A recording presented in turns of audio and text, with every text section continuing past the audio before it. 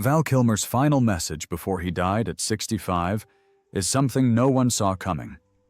And once you hear what he said, it's impossible to forget. For years he battled illness, lost his voice, and faded from the spotlight. But in his final moments, he recorded something.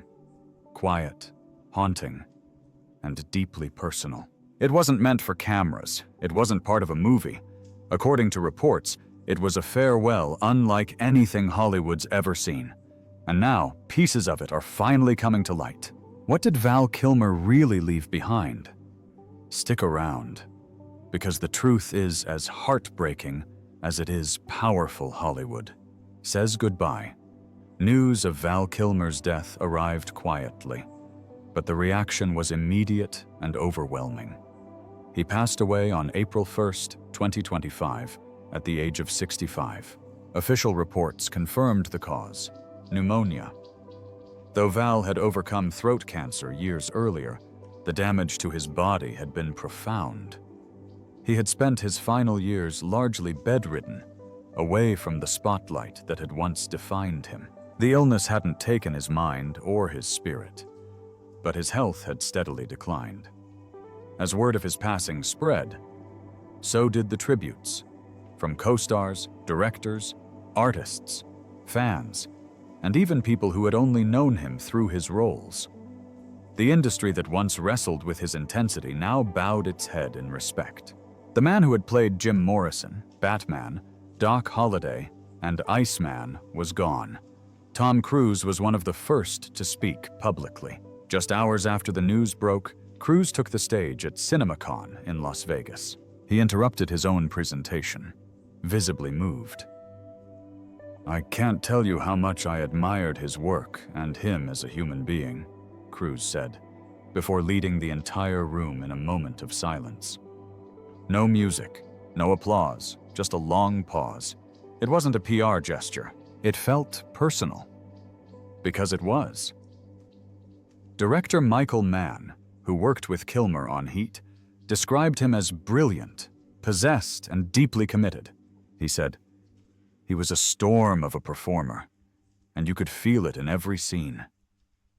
Cher, who had once shared both a romance and a close friendship with Kilmer, posted something raw. The post went viral not because it was polished, but because it felt real. Anyone who knew Val Kilmer knew that mix of brilliance and chaos. He could be difficult, but he was never dull. Josh Brolin posted a short message. Others followed. Jim Carrey, Jennifer Tilly, and Kevin Bacon all offered their reflections. Carrey, who had starred opposite him in Batman Forever, called him a generational talent and said he left behind an enviable legacy of unforgettable performances. But beyond the sound bites and the praise, there was a different tone this time. Something heavier, something unsaid. Fans picked up on it quickly. The way people spoke about Kilmer wasn't just mournful. It was as if they were all carrying the weight of something else, something more intimate, something final. Of course, many remembered that Kilmer had lost his voice years earlier after undergoing a tracheostomy during his cancer treatment. Speaking became painful, nearly impossible. For a man who once delivered entire monologues with nothing but his eyes and tone, this silence had felt tragic. But he adapted. He used text-to-speech tools. He wrote, he made art, and still he stayed connected. Through his paintings, his poetry, his social media. And yet there was one message he hadn't shared. Not yet. The tributes, the interviews, even the most heartfelt memories. It all seemed to circle around something unspoken, something waiting. It would be easy to assume this was just grief talking. But according to those closest to him, Val had prepared something. Something small, something simple. Something filmed long before anyone knew just how close the end really was. But that moment hadn't come yet. And when it did, it would catch the world off guard. The man behind the mask. Before he was Batman. Before he was Iceman. Before the headlines and the health battles, Val Kilmer was a theater kid from Los Angeles with a dream that burned a little hotter than most. He became the youngest person ever admitted to Julia. its prestigious drama program at the time. And it didn't take long for everyone around him to realize. This wasn't just another actor chasing fame. Val was chasing something else, something deeper. He wasn't the type to smile for the camera if he didn't feel like it. That's what made him unpredictable. That's also what made him unforgettable. Kilmer broke onto the scene with Top Secret, a goofy comedy that showed off his surprising singing voice and offbeat comedic instincts. But he didn't stop there. He shifted gears in real genius, then transformed into a brooding Jim Morrison in The Doors. By the time Tombstone came out, with Val slurring out "I'm your Huckleberry" as the dangerously cool Doc Holliday, it was clear he had range. Serious range. But with that talent came a reputation. Kilmer was known for being intense on set. Difficult, even. Directors whispered about clashes. Co-stars rolled their eyes behind closed doors.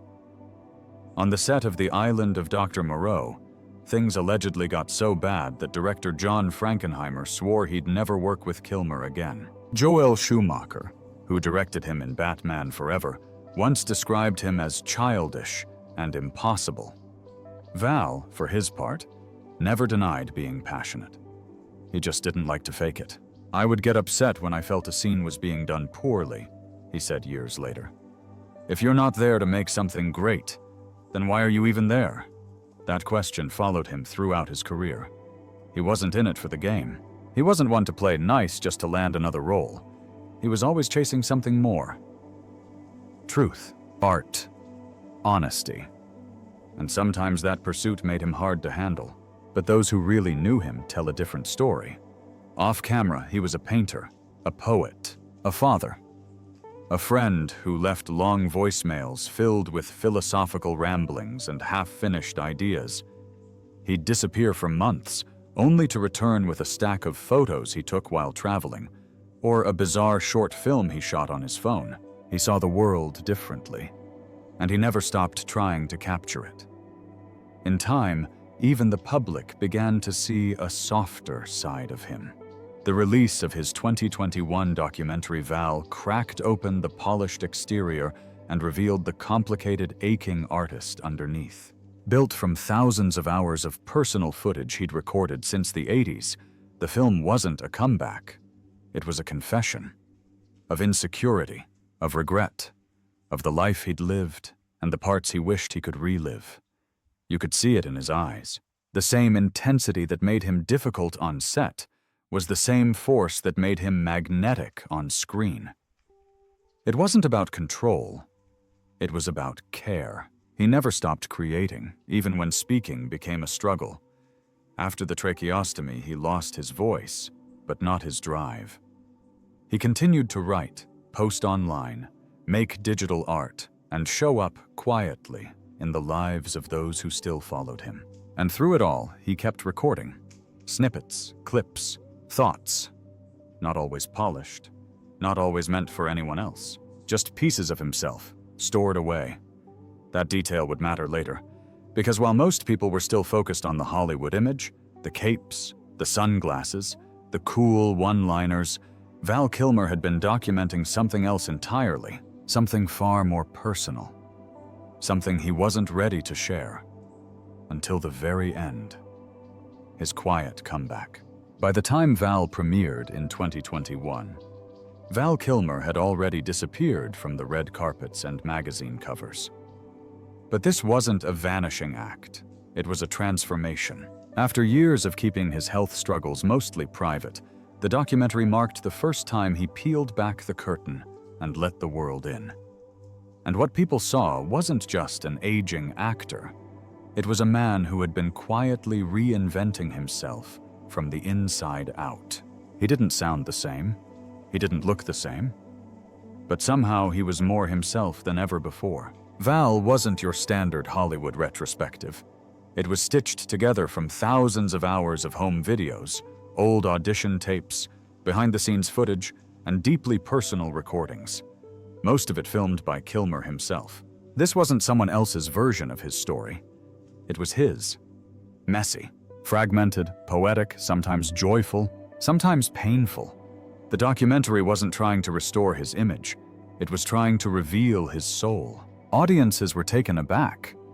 People had expected nostalgia, maybe a few heartfelt moments about his early career. What they got, instead, was a raw look at a man facing mortality, reckoning with his choices, and trying to find peace in the ruins of fame. There were shots of Val struggling to speak, his voice altered by surgery. There were scenes of him laughing, painting, joking with his kids, talking to fans. It wasn't glossy, it was human, and that vulnerability struck a chord. Suddenly, the narrative around Kilmer began to shift. He wasn't just the moody actor who clashed with directors or walked off sets. He was the artist who'd kept creating long after the world stopped watching. The man who lost his voice but found another way to speak. The Hollywood rebel who traded scripts for sketches, red carpets for quiet corners of art galleries. Even the industry began to circle back. He received new recognition, not for a comeback performance, but for his honesty. There was something brave in the way he showed up on screen, damaged but still present, still searching. And that bravery made people look again. What many didn't realize was how long he had been preparing for this shift. Long before the documentary, Kilmer had been recording himself, not just for projects, but for the sake of capturing life. He had boxes of tapes, external hard drives full of unsorted footage, voice memos, video diaries, scribbled notes on the backs of scripts. For years, he had been archiving moments. Not all of it made sense. Not all of it was usable. But it was there, a record of a life lived loudly, then quietly. Those closest to him said it wasn't about legacy. It was about expression. When speaking became difficult, he found other ways to communicate. Through his artwork, through posts online, through one-on-one conversations with friends and fans. Sometimes just with a look. And while most of the world assumed he had stepped away from the spotlight, the truth was, Val never stopped performing. He had just changed the stage. The release of Val didn't launch a second act in the traditional sense. He wasn't signing on to new blockbusters or booking talk shows, but it opened a door. People were listening again, watching again, and in that space he kept creating. Quietly, carefully, and privately. There were moments in Val that felt like a goodbye, but they weren't. Not yet. The film may have been his most revealing work, but it wasn't his last. Somewhere in the midst of all those recordings, all those thoughts he tucked away for later, there was one message he hadn't shared.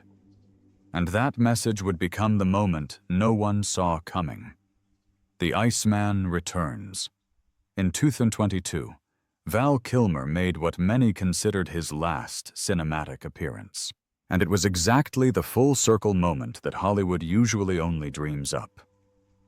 36 years after he first suited up as Tom, Iceman, Kazansky, and Top Gun, he returned for the sequel, Top Gun: Maverick. But this time, the swagger was gone. The sharp jawline, the smirk, the challenge in his eyes. It had all softened. What replaced it wasn't weakness, though. It was gravity. The decision to include Iceman in the sequel wasn't just nostalgic fan service. It was a tribute, a farewell, and perhaps, in Val's case, a carefully chosen curtain call. His appearance in the film is brief, but unforgettable. Iceman, now an admiral, is dealing with a serious illness, mirroring Kilmer's real-life health struggles. He can no longer speak much, instead communicating through typed words on a screen. When he finally does speak aloud to Maverick, it's just a few lines, aided by AI technology that recreated his voice using archival recordings. The voice sounds like Val, but it's not exactly Val, and somehow that uncanny blend makes the moment hit even harder. Tom Cruise and Kilmer didn't rehearse the scene over and over. According to those on set, they barely needed to. The weight of real-life friendship, the passage of time, and everything Kilmer had endured brought a quiet intensity to the scene. You could feel it before a word was spoken. When Maverick walks into that room and sees Iceman, audiences around the world did the same thing. They leaned in, not just because of who was on screen, but because of what it meant. This wasn't just a reunion. This was a goodbye wrapped in character, cloaked in fiction, but entirely real underneath. Director Joseph Kosinski later said, "It was incredibly important to Tom and to all of us that Val be in the film. This story wouldn't feel whole without him." For Kilmer, the return wasn't about reclaiming the spotlight. He didn't need to prove anything.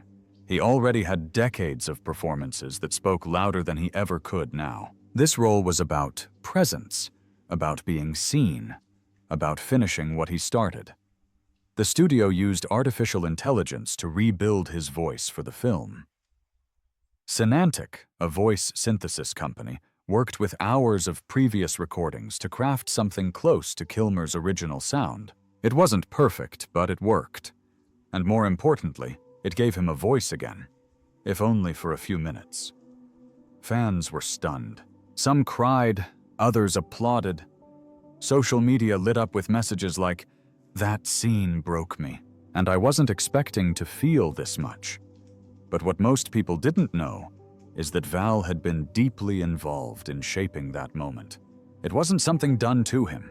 It was something done with him. He helped craft the scene. He chose the words. He wanted it to feel honest, vulnerable, and it did. After Top Gun Maverick, he didn't return for any major projects. No press tours, no acting announcements, just quiet. And a sense that he had said what he needed to say on screen. But off-screen, he still had more to share. And while the of one chapter, it didn't close the book. There was still something waiting, tucked away in a phone, captured in a video, shared only when the timing felt right. And that message would come, not with a Hollywood score or a studio budget, but with silence, stillness, and a whisper of goodbye. A life in fragments. In the last years of his life, Val Kilmer communicated through fragments, pieces of poetry, sketches, Instagram posts, voice-assisted videos, and cryptic captions that often left fans reading between the lines. After the world watched Top Gun Maverick, many assumed that would be the final word from Kilmer. But those who followed him online knew better. Something about the way he used social media felt deliberate, like he was still building toward something. His Instagram feed wasn't typical celebrity fare. You wouldn't find behind-the-scenes movie teasers or polished endorsements. Instead, it was a mix of watercolor paintings, old behind-the-scenes photos, abstract art, scripture verses, and the occasional cryptic selfie. Some taken long ago, others hard to date. And every so often there'd be a video. Never flashy. Always quiet. Always strange in that unmistakably Val Kilmer way. One of the most talked about came in February 2025, just a few weeks before his death. In the short clip, Kilmer is seen sitting beside artist David Cho, placing a Batman cowl on his head. Cho tells him, "You look great!" And Kilmer, barely audible, replies, "I'm ready." The video exploded online. Fans immediately thought it was a sign. Was he making a return? Was there something coming? Was this a goodbye? What no one knew at the time was that the video wasn't recent. It had been filmed years earlier. According to reports, Kilmer had saved a number of clips like that. Private videos, voice memos, even journal-style recordings filmed on his phone. Some were performances, some were rants, some were emotional confessions. He never said exactly what he planned to do with them. Maybe he didn't know himself, but he kept creating, even when the world had stopped asking. For someone who had once lived at the center of fame, Val's later years were surprisingly removed. He didn't chase headlines. He didn't do talk shows. But he paid attention. He stayed plugged in, not to Hollywood, but to life. And he used his art, his feed, and his camera to capture little pieces of what he saw. In one post, he shared an image of a cactus growing out of cracked pavement, captioned with the single word, "resilient." In another, a photo of his hand covered in paint. No explanation given. Each post felt like a breadcrumb, a piece of something bigger. Not a story he was telling, just one he was quietly leaving behind for those willing to look. But behind the public-facing account, there was more. Those close to him said he often filmed private messages on his phone. Some he sent to friends, others he just stored. He'd film while sitting in bed, while sketching, while watching old movies. There was no script, no lighting, just moments. That habit of documenting the ordinary was something Kilmer had practiced for years. Even during his rise to stardom, he was always behind a camera. Recording, archiving, saving, not for fame, not for control, but maybe for connection. It's what made the later footage, the unseen clips, so powerful. They weren't curated for the spotlight. They were personal, and as his health declined, it became clear to those around him that he was preparing to leave behind something final. Not a performance, not a film, something different. What remained in those final months was quiet. But it wasn't empty, because somewhere on that phone, somewhere among all the fragments he'd captured, was a message. The final message. In the days leading up to his death, Val Kilmer grew increasingly quiet.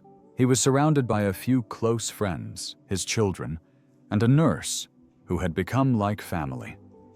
Though he could barely move and could no longer speak in his own voice, he remained alert, his eyes still curious, still full of life. And then, one evening, according to those closest to him, he picked up his phone and recorded something, a final message.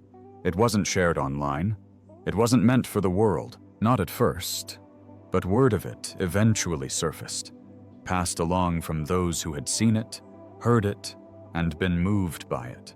Val Kilmer's final message before he died at 65 is heartbreaking. Using his AI-assisted voice, Val said softly, "If you're hearing this, I've already left. But don't be sad. I've lived 1,000 lives, and I loved them all, even the hard ones." He paused, then added, "The silence never scared me. What scared me was not being heard. But you heard me. That's enough." He ended with a whisper, barely audible even with voice assistance. "Thank you. I love you all. Don't forget to dream." The message was short, but haunting. No dramatic music, no background. Just the sound of a man who had spent his life transforming into other people, finally speaking as himself. According to reports, ABC World News Tonight anchor David Muir addressed the story, saying, "This is so sad, but it reminds us of the depth of a man we thought we already knew." The message, according to insiders, wasn't meant to go public. It had been saved on his phone, discovered later by family, and shared quietly among those who loved him. And perhaps that made it even more powerful because it wasn't for headlines or legacy. It was for closure, for connection. This wasn't a grand Hollywood ending. There were no cameras, no scripts, no lights, just Val, stripped of everything except his thoughts and the soft glow of a phone screen. Val Kilmer's final message before he died at 65 is heartbreaking not because of its sadness, but because of its honesty. It captured everything he was, a performer, a poet, a man who fought for his voice, then found another way to speak. In the end, it wasn't about the roles, it wasn't about the fame, it was about being heard one last time, and choosing his goodbye on his own terms. And in that quiet, final moment, he said everything. What would you say if you knew it was the last time the world would ever hear your voice?